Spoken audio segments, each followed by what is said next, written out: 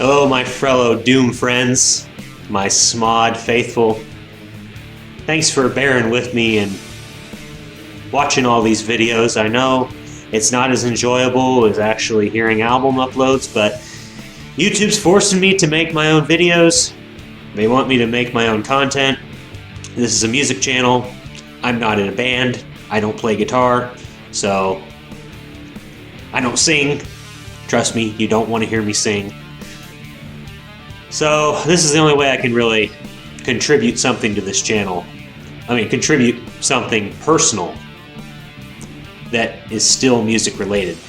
Just doing like a little face video, podcast type content about bands, you know, talking about music, talking about bands. I mean, I guess it's still technically music promotion, even though it's not actually streaming the album, it's still giving them some publicity.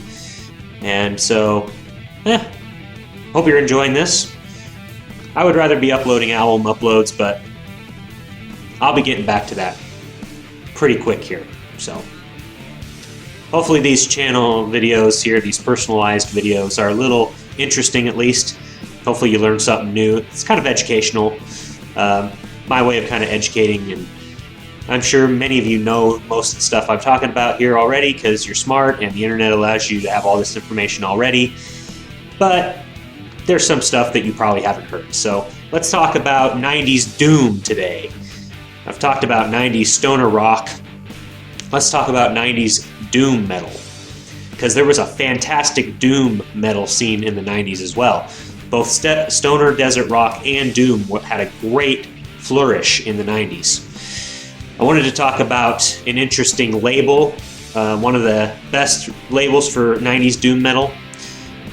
Just in case you haven't heard of this label, you can go check them out. There's lots of great releases on it. Gives me an excuse to talk about this band here, Count Raven, a fantastic 90s Doom band from Sweden. I have this album called High on Infinity, which was their third album, and it was released on the label that I'm going to talk about called Hellhound Records.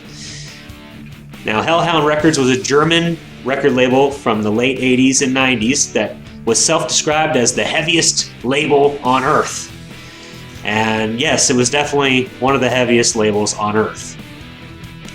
Some very crushing doom metal was released on this label. Now, they went defunct in 1996. They formed in 1988. So, only an 8-year span, but they released a ton of music. St. Vitus, they released St. Vitus and The Obsessed. Okay, so some big doom heavyweights like that. St. Vitus's 5 album was released on their label. The Obsessed self-titled was released on Hellhound Records. Of course, Count Raven was another one of the more popular bands or famous bands from their label, and this is probably the best Count Raven album, or at least my favorite. It's really good stuff. Guy sounds a lot like Ozzy. You know, you can tell really influenced by Ozzy Osbourne. He really does sound like Ozzy. Crushing doom metal, really great stuff. The Hellhound Records released a lot of great stuff. Some of it has been re-released by Southern Lord Records and Leafhound Records. Okay, those are two really fantastic labels that have re-released some of this stuff that Hellhound put out. But I thought I would do a video kind of dedicated, an ode to Hellhound Records. They were known for releasing a lot of the Maryland Doom bands. Maryland Doom obviously has a huge festival, Maryland Doom Fest, and they have a huge Doom scene. Well, in the 90s, they had many Doom bands in Maryland. So this label, it's kind of ironic, but a German label was putting out Maryland Doom, you know, Doom from the United States. So kind of an interesting situation there. I'm not sure why they were putting out American stuff, but a lot of these bands got a little bit of respect and help from a great label, which is great. They put out some famous Doom bands from Maryland, like Internal Void, and Internal Void's a fantastic band. I actually uploaded one of their albums years and years ago to Smod. It's not on there anymore. I did a cleaning out of the channel, but Internal Void was on there. There was a band called Iron Man, which is obviously named after the famous Black Sabbath song. They had Wretched and Unorthodox, which were two great doom bands, as well as Revelation. So many great doom bands from Maryland were on this label, Hellhound Records.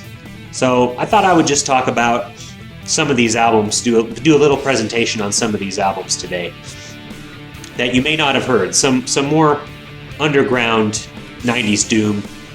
You may have heard some of these, but they're not like super famous albums with, hundreds of thousands of sales or anything like that. They're not like St. Vitus or The Obsessed, even on that level of famous. So these are a little more underground albums. I thought I would cover a handful of them here in this video that were released by Hellhound Records. Some of my favorites from the label, and just to put Hellhound Records on your radar if you didn't know them. Specifically, some of the Maryland doom bands. I'm from the United States, so Maryland doom is kind of interesting to me. So let's get into it. 90s doom, Hellhound Records, the Maryland doom scene. Oh, it's good stuff. Let's talk about some of the underrated classics of 90s doom that you should go check out. Thanks for watching. Hello, doom friends. It was about time I gave a shout out to one of the greatest, most unappreciated doom labels of all time, Hellhound Records, German label from the 90s, who only had an 8-year existence but released over 40 fantastic doom records, including famously St. Vitus, their 5th record, 5, as well as The Obsessed's self-titled album. They were big on Maryland doom, and that's what this video is going to focus on. Some Maryland doom bands, as Maryland has always been known to have a fantastic doom scene, as they still to this day have many doom bands in that area and still put on a very famous festival called the Maryland Doom Fest, which unfortunately I have never been able to attend, as I live way out west of Maryland in the central part of the United States, and Maryland is on the East Coast, and it's a long way from where I'd have to take a plane ride. I just never have gotten around to it, but Maryland Doom Fest is still going on, and there's lots of great doom bands over in Maryland. So somehow a German label took interest in Maryland doom, way back when Maryland doom was in its infancy in the 90s, early 90s. And these releases today that I want to talk about, just a few bands. Obviously Count Raven, which has a few great records on Hellhound Records. Storm Warning, their debut from 1990, was on Hellhound. Destruction of the Void in 1992. And of course High on Infinity in 1994.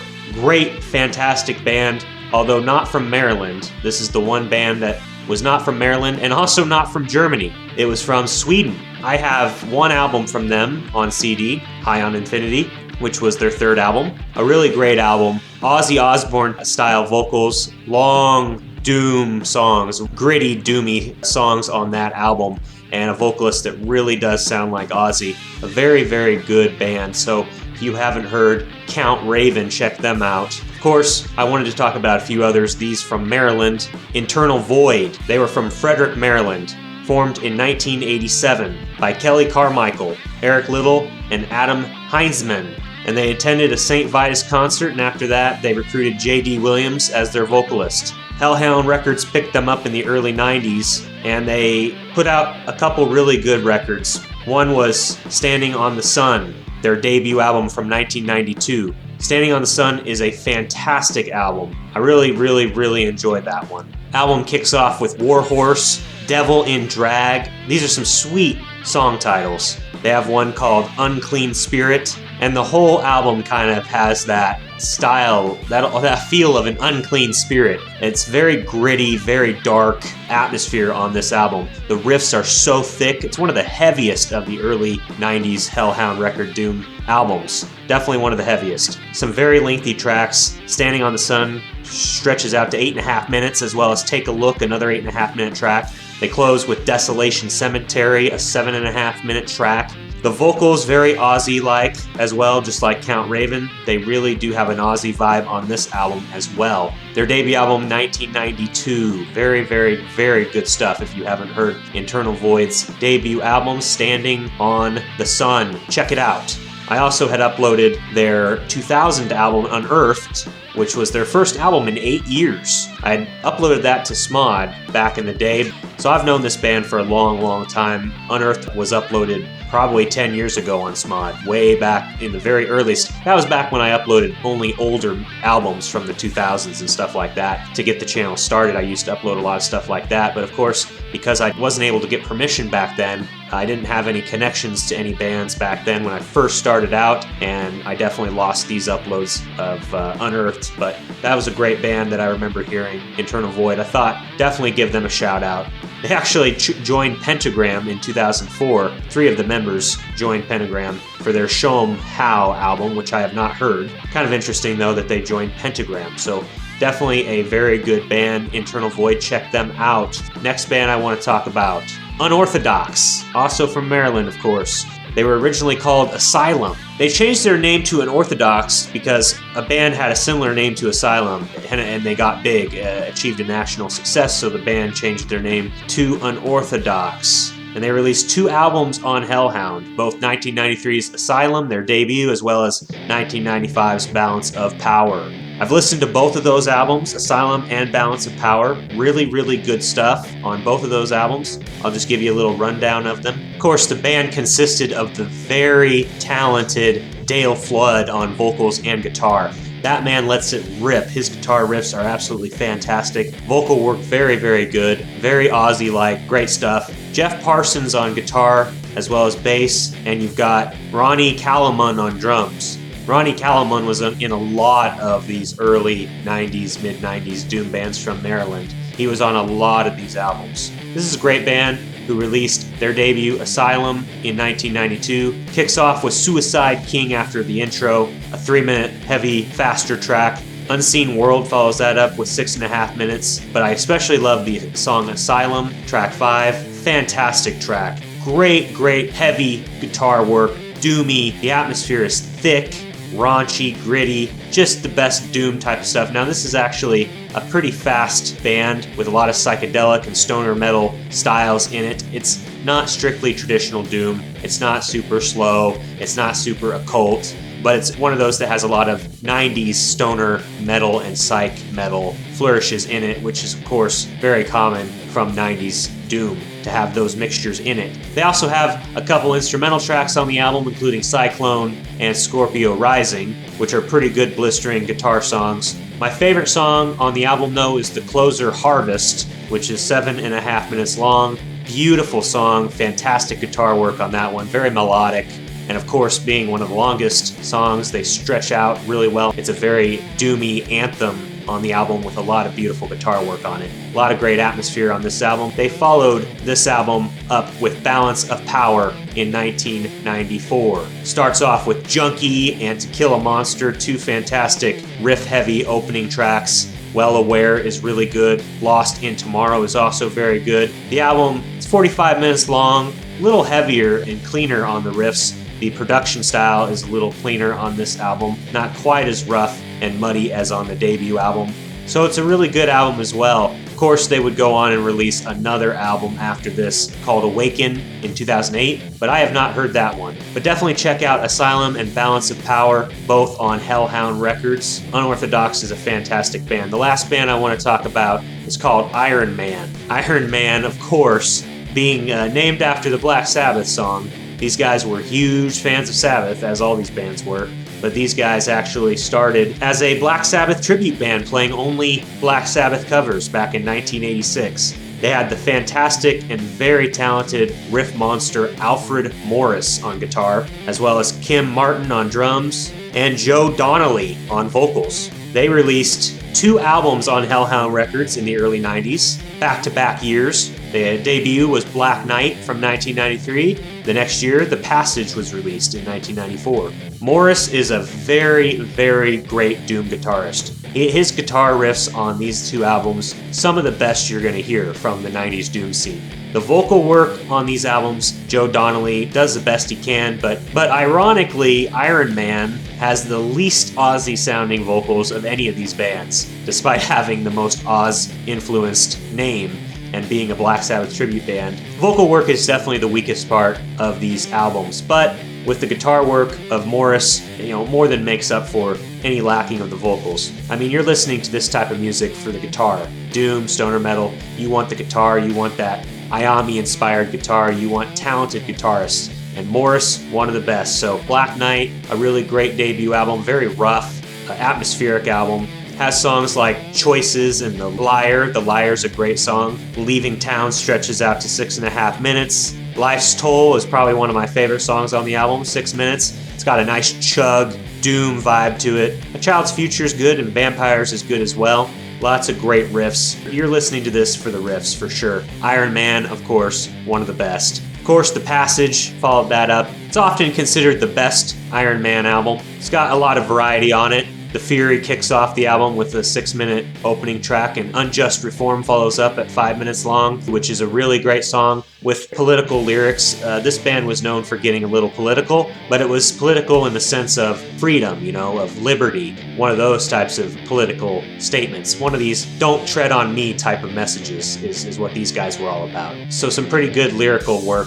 I love A Harvest of Earth as well. And of course, Waiting for Tomorrow, a 6-minute track, is really, really great. They stretch out more on that one. They close with End of the World, one of the best songs on the album, 5 minutes long. The album clocks in at 43 minutes, so not very bloated at all. It has 11 tracks. Unfortunately, they don't have any instrumental tracks, and that is really, I think, a missed opportunity with how the instrumental stuff is by far the best part of this band. I mean, some of the greatest riffs in early 90s Doom, and they didn't have any instrumentals on these two albums, and I thought that was a real missed opportunity. They would go on to release several more albums, including Generation Void in 1999, as well as another album 10 years later, I Have Returned in 2009, and a 5th album in 2013 called South of the Earth, with Alfred Morris playing. It's definitely a riff fest. Unfortunately, Alfred Morris passed away back in 2018 at the age of 60.